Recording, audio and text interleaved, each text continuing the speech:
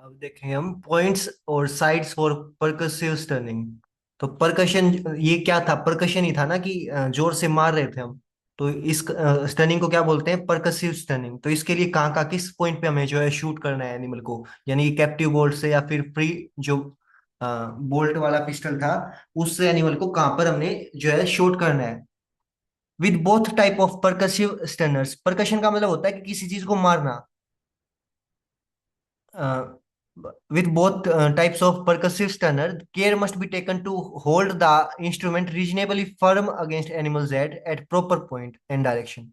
तो हमें जो है ध्यान रखना पड़ेगा कि एनिमल को कहाँ पर जो है एक तो हार्डली मतलब हमें जो है प्रॉपरली फर्मली हमें उसको पकड़ना पड़ेगा अच्छे से। और साथ में हमें इस बात का भी ध्यान रखना है कि कहाँ पर जो है मारना है, कौन से पॉइंट पर किस एनिमल को मारना है। So in cattles the correct point is in the middle of the forehead. माथे के बिल्कुल बीच में कैटल के अंदर जो है करेक्ट पॉइंट होता है। Where two lines taken from the medial canthus of each eye to the base of the opposite horns और हॉर्न प्रोमिनेंसेस इन क्रॉस। जो हमें आपको दिखाई देते हैं आगे। मीडियल कैंथस किसे बोलते हैं? जैसे कि ये अपनी आंखें हैं, ये अपना कैटल है और कैटल के अंदर ये हैं इसकी आंखें। तो ये वाला जो है कैंथस, मीडियल का मतलब होता है अंदर की तरफ। जैसे ये हमारा जो है मीडियन प्लेन होता है ये वाला। तो इस प्लेन की तरफ जो आंखों की ये जो ये सिकुड़ा हुआ भाग होता है ना, सिकुड़ा हुआ ये जहां से हमारा जो भी आंसू वगैरह निकलते हैं इस तरफ वाला एरिया, इसको बोलते हैं मीडियल कैंथस। और इधर बिल्कुल साइड में जो दूसरी तरफ होता है उसे बोलते हैं लेटरल कैंथस। मीडियल कैंथस और लेटरल कैंथस। तो मीडियल कैंथस से जो है एक रे निकलेगी और उसको हम कहाँ मिला देंगे? दूसरे दूसरी तरफ वाले ओन को। और इस तरीके से इस तरफ से मीडियल कैंथस से जो है एक इमेजिनरी लाइन होगी और वहां पर, और जो जहां पर ये पॉइंट मिलेंगी ना, जहां पर वहां पर हमें क्या करना है? उस एनिमल को शूट करना है। तो यहाँ पर हम जैसे ये फ्रंट व्यू है और मतलब साइड व्यू से देखें तो यहाँ पर इसका ब्रेन होगा और ऐसे हम उसको शूट करेंगे। वापस से ऊपर चलते हैं। In adult cattle crack point ये हमने बात कर ली कि फोरहेड के बिल्कुल बीच में, जहां से एक तरफ से लाइन आएगी मीडियल कैंथस से एक हराई की, और उसके अपोजिट की तरफ जो होन का जो है नीचे का हिस्सा होता है, सिंग का जो नीचे का हिस्सा होता है, वहां तक दोनों की जहां भी ये टच होंगी ये लाइंस, वहां पर हम इसको जो है परकशन परकसिव जो स्टेनर है उसका यूज करेंगे वहां पर। कैप्टिव बोल्ट वगैरह का यूज करेंगे। ऐसे ही जो काव्स हैं यानी कि बछड़े बछड़ियां हैं, the pistol should be placed slightly lower to head than for adult. तो अडल्ट के कंपैरिजन में इसको थोड़ा सा नीचे की तरफ रखेंगे काव्स के केस में। इन हॉर्नलेस शिप, जिनके जो शिप होते हैं जिनके पास जो है सिंग नहीं होते, या गोट नहीं होते, गोट होते हैं जिनमें जो है सिंग नहीं होते, उनके ऊपर कहाँ करेंगे? पिस्टल कहाँ रखेंगे? The pistil is placed on top of the head and aimed toward the gullet. Gullet का मतलब पता है किसी को? गलेट का मतलब पता है भाई अनिल? नहीं भाई। गलेट का मतलब होता है इसोफेगस, फूड पाइप। तो हम बिल्कुल उसके सिर के ऊपर से मारेंगे और इस तरीके से करेंगे कि जो उसका एम की किस तरफ रखेंगे कि ये एक तरफ से कहाँ जाए? गलेट की तरफ, यानी कि जो उसकी इसोफेगस है उस तरफ जाए वो जो है अपनी पिस्टल से जो भी गोली निकलेगी वो। जबकि जो होंड शिप या गोट होते हैं उनमें क्या करेंगे? द मजल is placed behind the ridge which run between the होन्स and the direction am being the same. तो उसका जो मजल है, इससे आप अच्छे से समझ पाएंगे। वापस से चलते हैं अपने डायग्राम पर। तो ये है, ये बिना होने वाले हैं। तो गलेट की तरफ कहाँ गया? तो ये सिंग वाला है, इसमें तो यहाँ पर ही मजल की तरफ रखेंगे, ये मजल इसकी तरफ रखेंगे। पर जो बिना होने वाले शिप और गोट है उसमें बिल्कुल ऊपर की तरफ रखेंगे।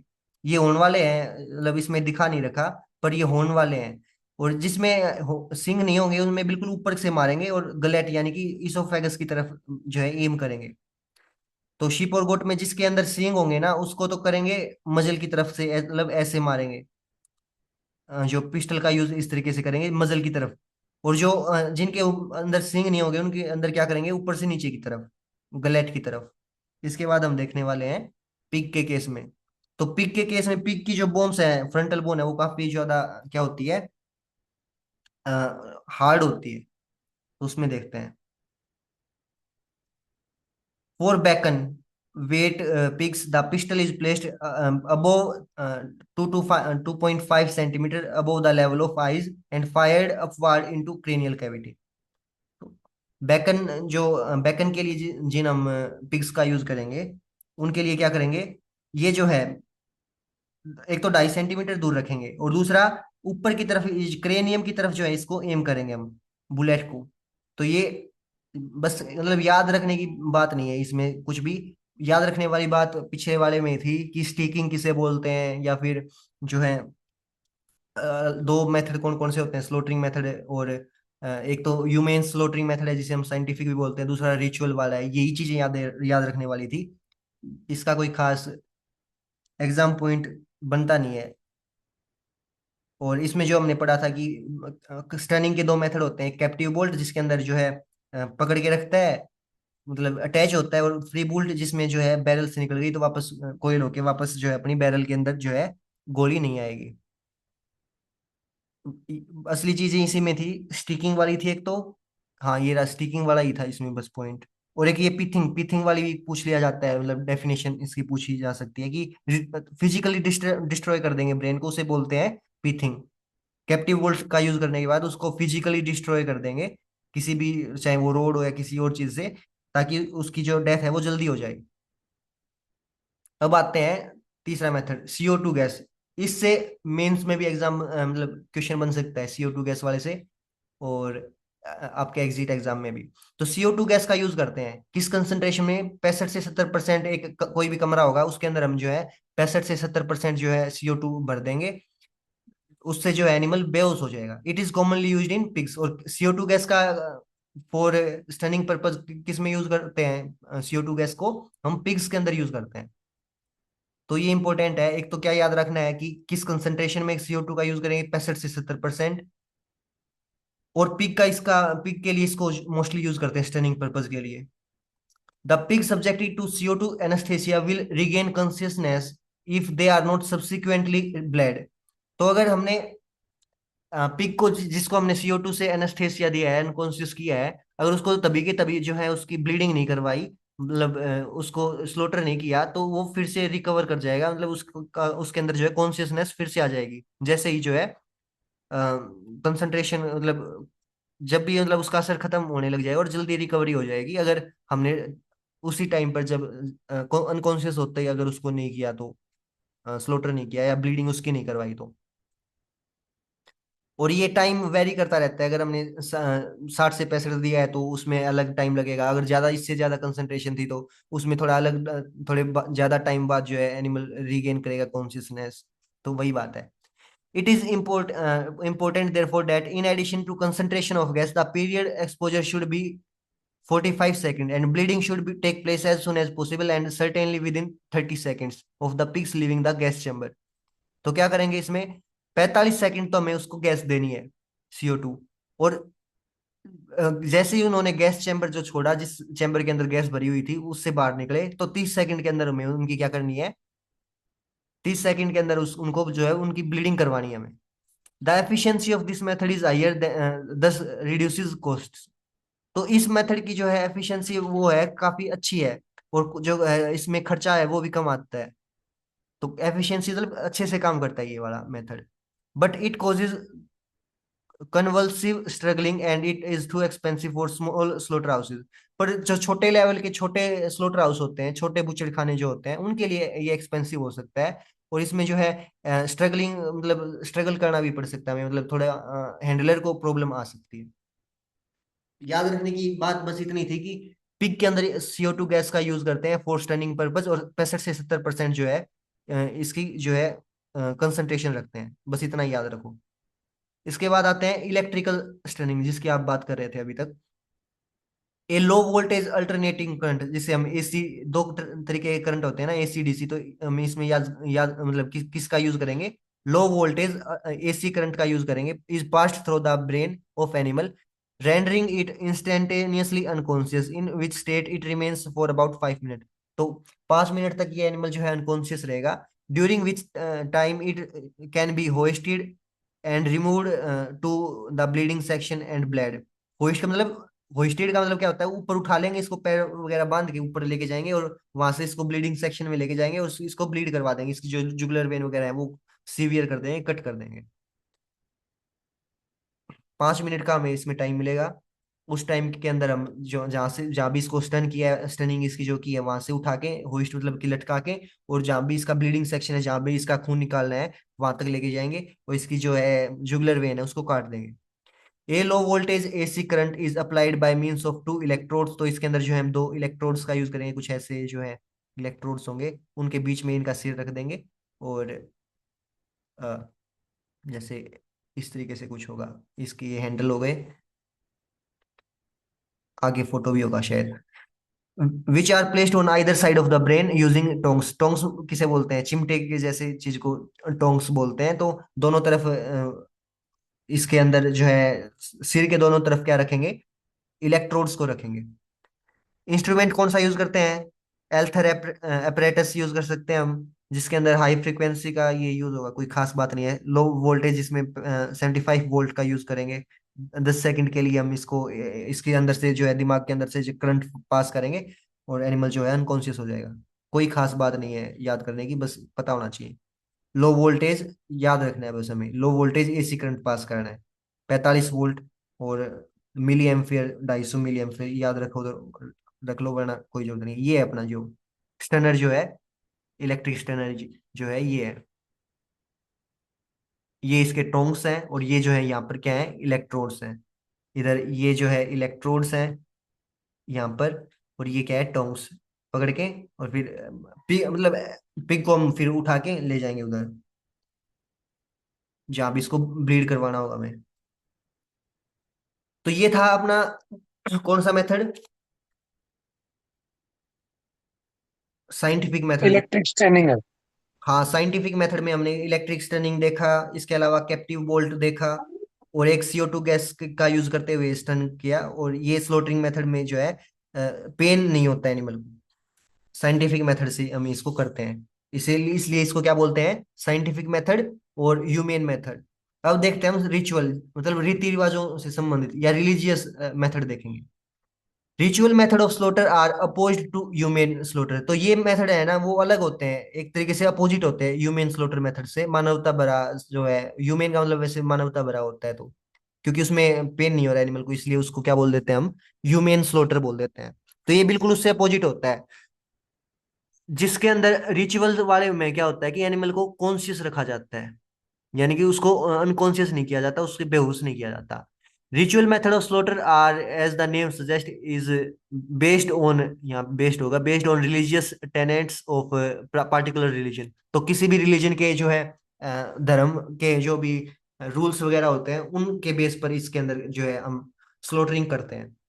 The most commonly adopted ritual method for slaughter globally, पूरे विश्व भर में जो है स्लोटरिंग के या रिचुअल मेथड जो है वो कुछ इस प्रकार है। ये मेथड मोस्टली जो है यूज किए जाते हैं। एक है अपना कोशेर मेथड, जिसका जिसे हम जूइश मेथड भी बोल देते हैं कई बार।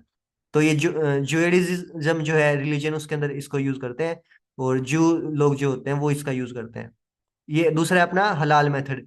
हलाल मेथड का जो है इस्लाम धर्म जो है या मुस्लिम्स जो है वो इसको यूज करते हैं, हलाल मेथड को। तीसरा अपना झटका मेथड, जो कि हिंदू या फिर सिख लोग जो है इसका यूज करते हैं। तो झटका झटका मेथड में क्या होता है, सीधा एक तलवार से उसको जो है सीधा गर्दन काट दिया जाता है। इसके अलावा और कौन सा मेथड है, एवर्नेजियन मेथड है या नेक्स्ट स्टेप मेथड है। इसमें जो है मेडुला ओब्लेगेंटा होता है, जैसे ये एक एनिमल है, ये इसकी गर्दन है, तो जहाँ गर्दन खत्म होती है ना, वहां पर चाकू से काट देते हैं, तो इसे बोलते हैं एवर्नेजियन मेथड। आगे हम पढ़े भी ये। इंडिया में मोस्टली कौन सा मेथड यूज होता है, तो हलाल मेथड जो है मोस्टली इंडिया में यूज होता है।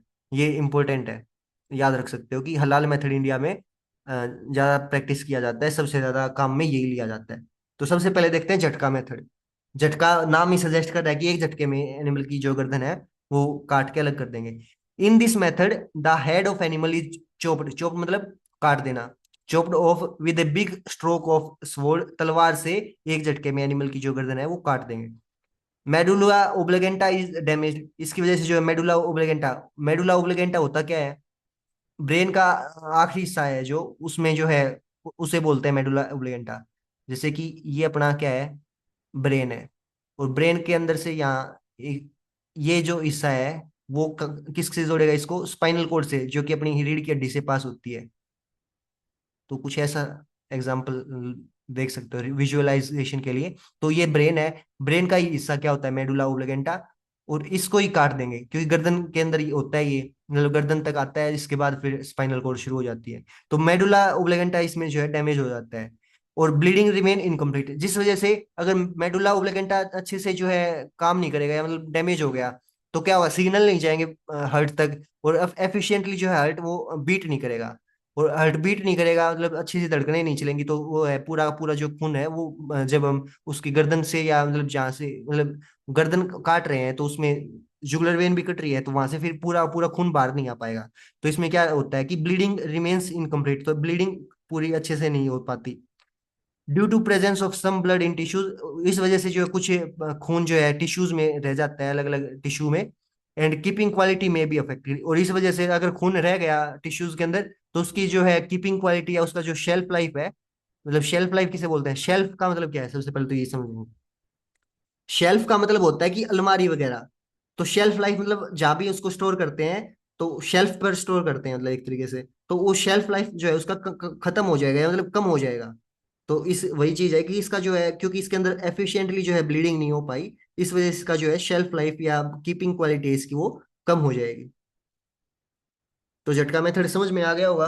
अब आगे वाले पर चलते हैं।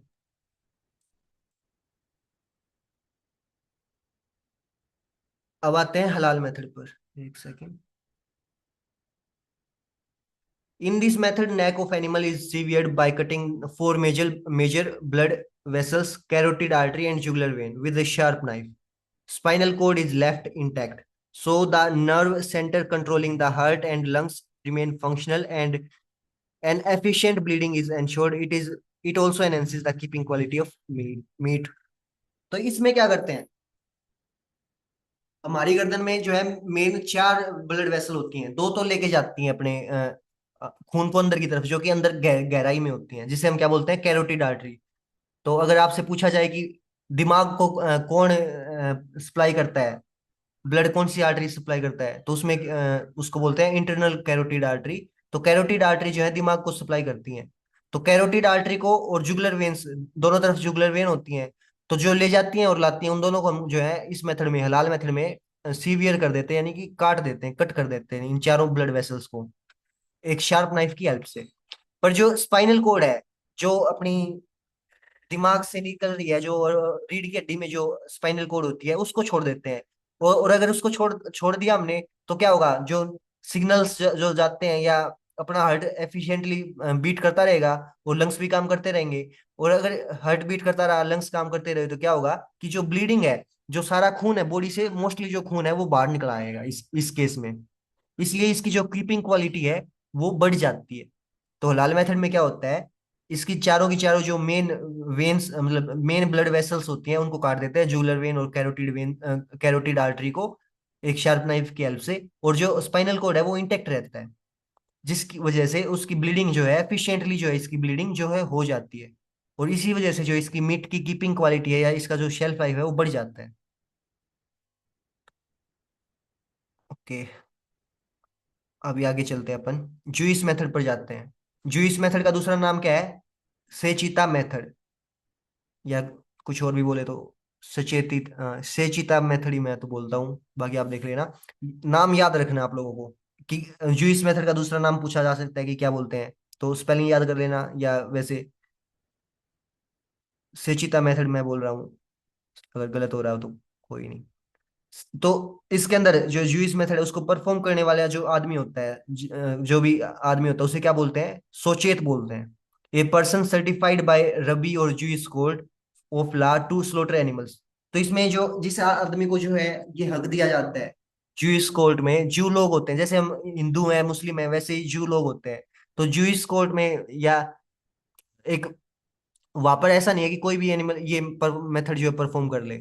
तो जैसे अगर इंसानों में करते हैं, मतलब या जैसे हिंदुओं में अगर, जैसे कहते हैं हम कि पंडित वगैरह है, कोई भी इंसान कोई विधि करता है, मतलब कि कोई हवन वगैरह करता है, तो उसके लिए कोई खास आदमी होता है। तो इसके अंदर जो है स्लोटर करने के लिए खास आदमी होता है, और उसे जो है जूस कोड जो है मतलब परमिशन देता है। तो उस आदमी को क्या बोलते हैं? सोचेत बोलते हैं, SHOCHET। Who slaughters the fully conscious animal with a single deliberate swift action of the razor sharp knife. तो उसमें एक बार में ही जो है उसकी गर्दन काट दी जाती है, कॉन्शियस एनिमल की। तो इसमें जो है एनिमल कॉन्शियस होगा, और सिंगल एक बार में ही, ऐसा नहीं कि एक दो बार मारेंगे, एक बार में ही सीधा जो है उसकी गर्दन काट दी जाती है, काफी ज्यादा शार्प जो है नाइफ से। Carcass fit for Jewish consumption. तो जो कार्कस कार्कस बताया था अभी, बता भाई कार्कस का मतलब क्या होता है? मतलब जो एनिमल मर गया ना उसके बाद जो होता है। हाँ, मरे हुए माने एनिमल बॉडी को बोलते हैं कार्कस। तो जो कार्कस कार्कस। मतलब ऐसा भी हो सकता है कि कोई कार्कस मतलब कोई भी एनिमल हो जो हमने स्लॉटर कर दिया हो, पर वो खाने के लायक ना हो। तो जो खाने के लायक होगा, carcass fit for Jewish consumption, तो जूइश लोगों के कंजप्शन के लिए जो फिट होगा, उसकी जो है ब्रिस्केट। ब्रिस्केट क्या होता है? पता है ब्रिस्केट? नहीं पता भाई। ये एनिमल है। एनिमल के दोनों आगे वाले पैरों के बीच में जो नीचे वो लटकता हुआ पोर्शन होता है ना, अच्छा अच्छा, ट्राई कर। भैंस के दोनों पैरों के बीच में जो आगे लटकता रहता है थोड़ा सा हिस्सा, हाँ हाँ। उसको बोलते हैं ब्रिस्केट। तो उसके ऊपर ओके। एक स्टैंप लगा देंगे, मतलब एक तरीके से एक स्टैंप तो समझ रहे होगे, एक तरीके हाँ से। समझ रहे भाई। हाँ, सील लगा देंगे, तो उसे क्या बोलते हैं? कोसेर सील। तो उसके ब्रिस्केट पर लगा देते हैं अपन कोसेर सील। और जो कारकस अनफिट हो, मतलब जिसका कंजप्शन करेंगे नहीं वो लोग, उसके वो उसे उसको उसका क्या नाम होता है? तेरेफा। नाम देख लेना, तेरेफा। तो ये तीनों पॉइंट, तीनों चारों पॉइंट जरूरी हैं। जूइस मेथड, उसका दूसरा नाम सिचिता मेथड, इसको जो परफॉर्म करने वाला है उसको बोलते हैं सोचेत। और जो है अगर जो कार्कस फिट है, तो उसके अंदर जो है उसके ब्रिस्केट पर क्या लगाएंगे? कोसेर सील लगाएंगे। और जो कार्कस अनफिट है उसके जो है उसके अंदर उसके जो उसे क्या बोलेंगे अनफिट कार्कस को, कि ये क्या है? तेरेफा है। नाम याद रखने हैं बस। इसके बाद है अगला मेथड है एवरनेजियन मेथड, जिसे हम क्या बोलते हैं? Next step. स्टेप करना मतलब घोप देना। तो किस क्या करा इसमें? गर्दन में घोप दिया, चाकू वगैरह जो भी था। जो इस मेथड में क्या था, एक बार में ही एक एक ही दार में जो एनिमल को की गर्दन अलग कर देते हैं। तो एवरनेजियन पर आते हैं अपन। In in the case of एवरनेजियन method of the slaughter, a double edged knife. Double edge मतलब एक ऐसा चाकू जिसकी दोनों तरफ जो है धार होगी। इस तरफ भी धार होगी और इस तरफ तरफ भी जो है धार होगी। और उसे क्या बोलते हैं? तो इसमें सीधा ऐसा सवाल पूछा जा सकता है आप लोगों से कि एवरनेजियन मेथड में जिस चाकू को यूज करते हैं, डबल एज्ड नाइफ को, उसका नाम क्या होता है? तो उसे बोलते हैं हम पुंटिला। तो इंपॉर्टेंट है, puntilla is used. Puntilla separates the neck at the occipito atlantal joint. तो ओसिपिटो एटलेंटल जॉइंट कहाँ होता है? जहां से अपना स्कल खत्म होता है और वर्टेब्रल कॉलम शुरू होता है ना, रीढ़ की हड्डी शुरू होती है, वहां पर जो जॉइंट बनता है उसे बोलते हैं ओसिपिटो एटलेंटल जॉइंट। तो पहली जो अपनी वर्टेब्रा वर्टेब्रल कॉलम में जो पहला वर्टेब्रा होता है उसे बोलते हैं एटलस, और दूसरे को बोलते हैं एक्सिस। तो एटलस और ऊपर जो होती है वो ऊपर होती है बोन ओसिपिटल। तो ओसिपिटो एटलेंटल जॉइंट जो उसे हम बोल दे रहे हैं। तो वहां से जो है पुंटिला गर्दन को सेपरेट कर देगा। और सेपरेट करेगा तो क्या होगा? वहां पर जो मेडुला ओब्लिगेंटा है वो कट जाएगा। सीवियर का मतलब क्या होता है यहाँ पे? सीवियरिंग का मतलब क्या है? काट देना। तो पुंटिला में बस इतना ही है कि ओसिपिटो एटलेंटल जो जॉइंट पे जो है हम काटेंगे, किसकी हेल्प से? पुंटिला की हेल्प से। और जो है इसके अंदर मेडुला ओब्लिगेंटा जो है अलग हो जाएगा, कट जाएगा। तो ये मेथड थे अपने चार। अब वही बातें हैं सारी की सारी, सेम टू सेम। एक बार आराम से देखते हैं। तो स्लोटर के टाइम पर इसका फ्लो चार्ट दे रखा है, बिल्कुल आसानी से हमें समझ में आ जाएगा। Flow diagram of slaughtering of sheep and goat. तो शिप और गोट में क्या कैसे कैसे हम करेंगे? सबसे पहले एनिमल को क्या करवाएंगे? रेस्ट, और रेस्ट देंगे, और उसकी जो है फास्टिंग करेंगे। फास्टिंग कितने टाइम के लिए करते हैं अनिल? फास्टिंग मतलब? मतलब भोजन वगैरह ना देना मतलब। हाँ, और कितने टाइम के लिए करते हैं? मिनिमम 2 दिन के लिए सर? नहीं नहीं, 6 से 24 ना, 6 घंटे पहले। 6 से 24, हाँ 6 से 24 घंटे के लिए, हाँ। नहीं नहीं, गलत बोल रहा हूँ। 6 से 24 घंटे का तो हम उसको रेस्ट देंगे। और कहाँ देंगे वो रेस्ट? लाइरेंस के ओके। अंदर। 6 घंटे मिनिमम जो ओके। है उसकी फास्टिंग करवाते हैं, 6 घंटे ठीक है। रेस्ट करवाएंगे, उसकी फास्टिंग करवाएंगे। फास्टिंग के बाद उसका कराएंगे एंटीमोर्टम एग्जामिनेशन। एंटीमोर्टम का मतलब, मतलब वो खाने के मतलब कैपेबल है कि नहीं वो, मतलब है। एंटीमोर्टम का मतलब पूछना चाह रहा हूँ। वो आप, वो बात ठीक है कि खाने के लिए कैपेबल है या नहीं, उसके लिए हम टेस्ट करेंगे, उसका एग्जामिनेशन करेंगे। एंटीमोर्टम का मतलब होता है, जैसे हम पोस्टमार्टम बोलते हैं, तो मरने के बाद उसका एग्जामिनेशन होता है, उसे बोलते हैं पोस्टमार्टम। और जो मरने से पहले ओके। एग्जामिनेशन हुआ उसे उसे बोलेंगे एंटीमोर्टम। एंटे मतलब पहले। तो एंटीमोर्टम एग्जामिनेशन करेंगे, उसमें देखेंगे कि एनिमल जो है फिट है या कि नहीं, कोई इसको। डिजीज वगैरह तो ना है, मतलब कोई किसी प्रकार की बिल्कुल बिल्कुल। अनफिट वगैरह तो ना है कि खाने के। हाँ हाँ, बिल्कुल सही बात। इसके बाद हम क्या करेंगे? स्टनिंग करेंगे, यानी कि उसको अनकॉन्शियस कर देंगे। फिर करेंगे उसकी हम्म। स्टीकिंग। स्टीकिंग का बताओ। स्टिकिंग तो मतलब वो हो गया। स्टीकिंग का मतलब होता है गर्दन को काट देना। हाँ, गर्दन नेक कटिंग है। हाँ, नेक कटिंग। हाँ ऊपर हमने देखा भी था, ये देखो। हाँ हाँ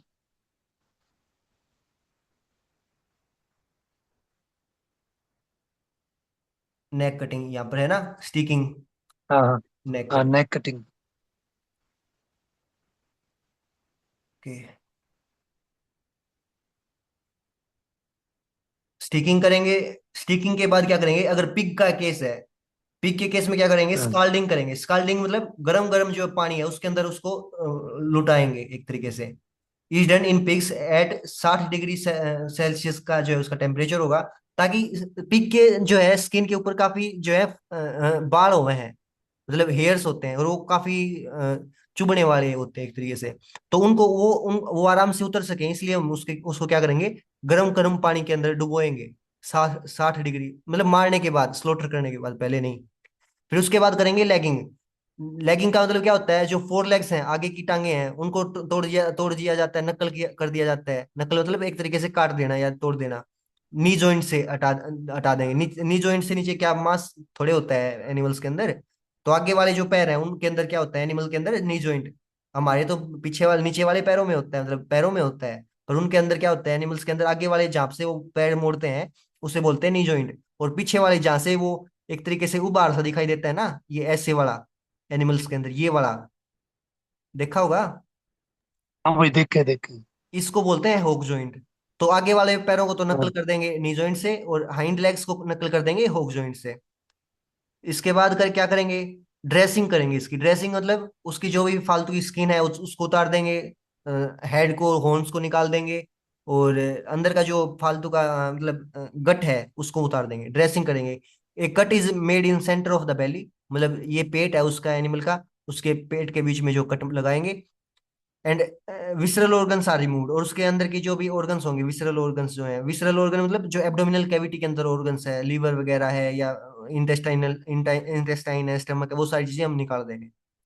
उसके बाद क्या करेंगे? वॉशिंग करेंगे उसकी, मतलब धोएंगे उसको। Clean the carcass and internal organs should be attached. Clean, अच्छा ठीक है, वो ऑर्गन्स अटैच रहेंगे और उसका हम अच्छे से वॉश कर देंगे। उसके बाद हम करेंगे उसका पोस्टमार्टम एग्जामिनेशन। फिर से देखें कि वो एनिमल जो है फिट है या नहीं कंजप्शन के लिए, या फिर ये सब चीजें हम उसकी फिर से देखेंगे। एक सेकेंड। हम्म।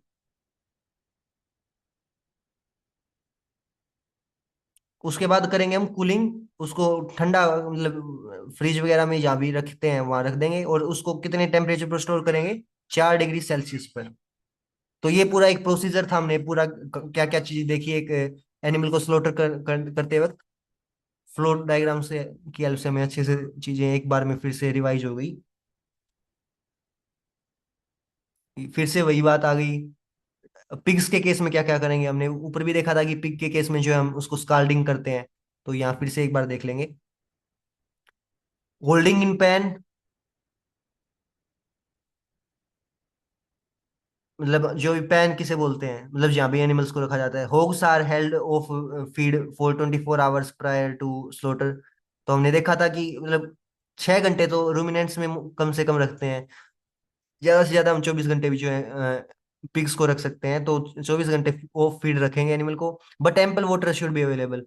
पर हमें जो है उसको पानी देते रहना है, मतलब जहाँ जितना चाहिए वो उतना पानी देते रहेंगे। 24 घंटे ही याद रखना आप लोग, मतलब पीछे 6 घंटे ही दे रखा था, पर 24 घंटे ही याद रखना। वो फीड कितने टाइम के लिए रखेंगे? 24 घंटे के लिए। इसके अलावा फिर उसको क्या करेंगे?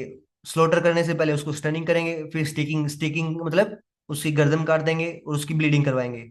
Bilateral incision of the carotid artery and jugular vein by incision across the throat region caudal to larynx as in ritual slaughter.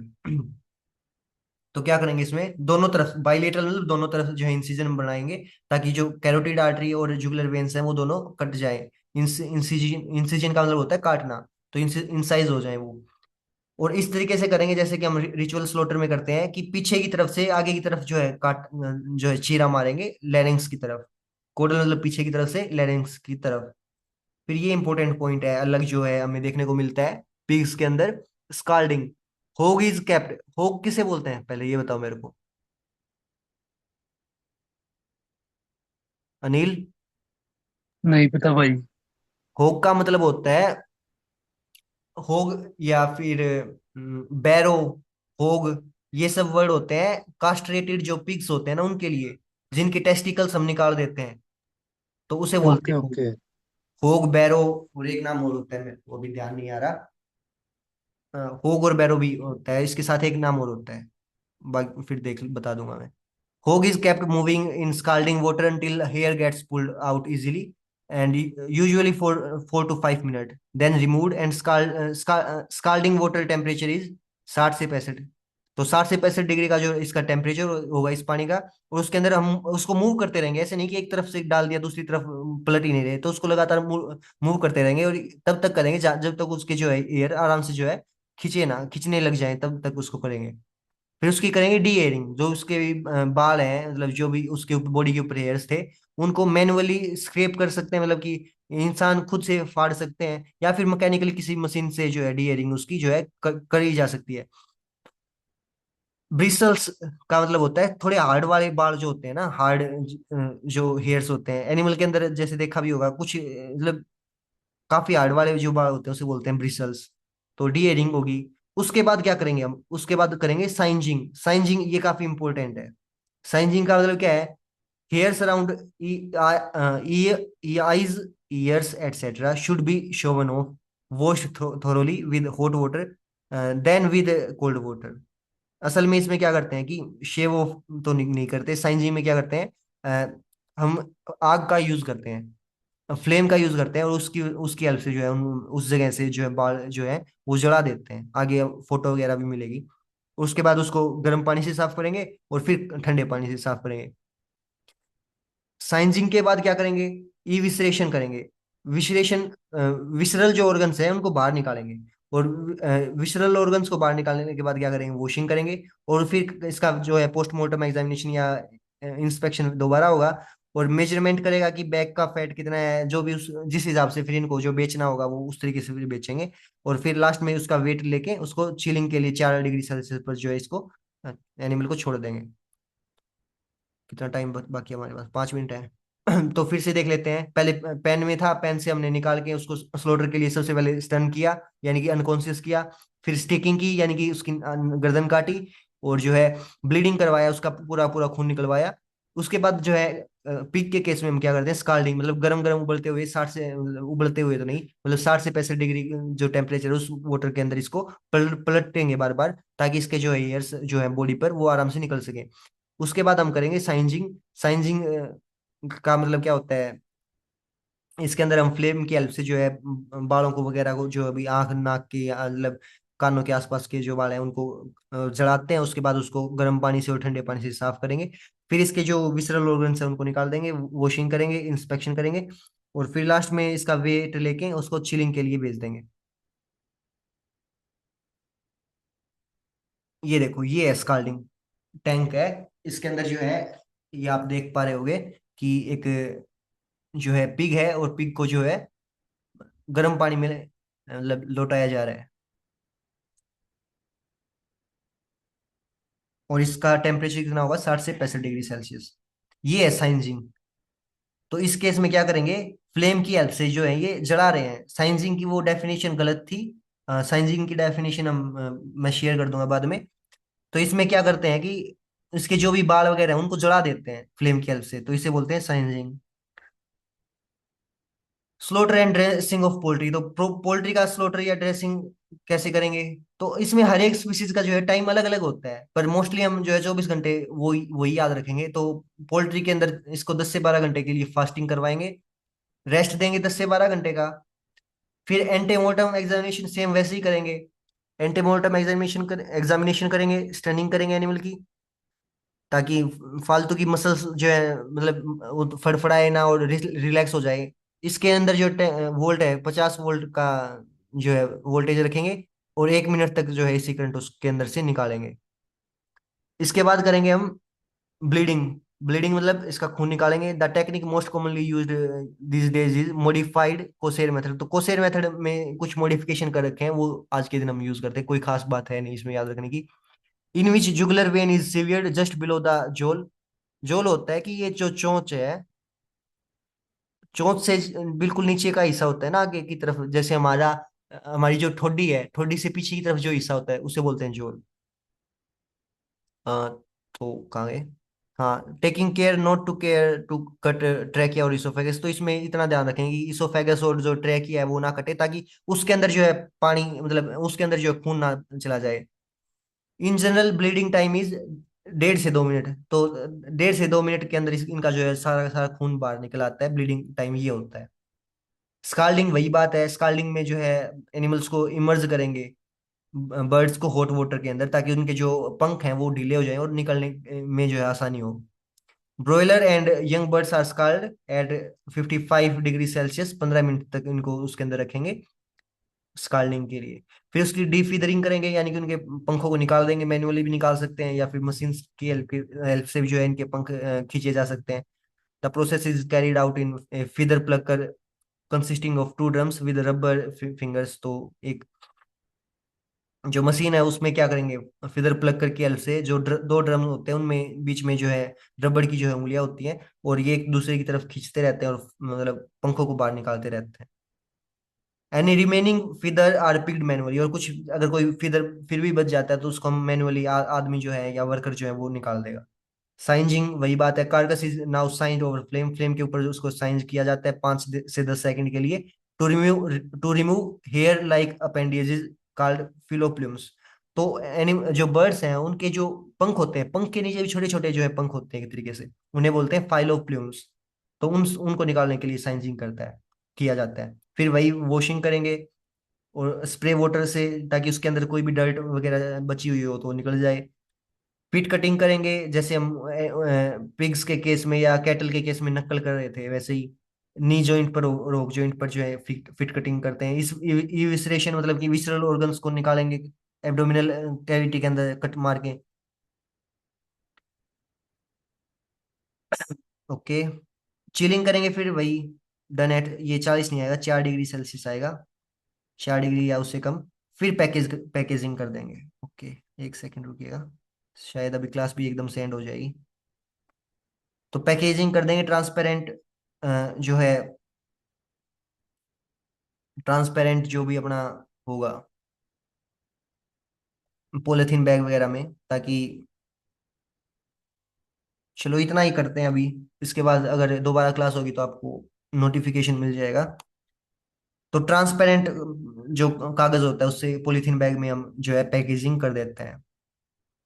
तो काफी हिस्सा हमारा हो गया। इसके बाद अपना ओफल बचा है। ओफल का मतलब कल परसों बताया था कि जो हिस्सा मतलब मसल के अलावा जो भी चीजें बच जाती हैं और जिन्हें आदमी खाता है, चाहे वो अलग अलग थायराइड ग्लैंड हो, या फिर उसका जो है प्रोस्टेट ग्लैंड हो, इंटेस्टाइन हो, पेनक्रियाज हो, ये सब जो भी चीजें होती हैं, इनमें भी 2 तरीके के होते हैं। एक एडिबल होते हैं जो जिन्हें खाया जा सकता है, एक इनएडिबल होते हैं। तो इन्हें बोलते हैं ओफल। तो इतना ही हिस्सा था अपना।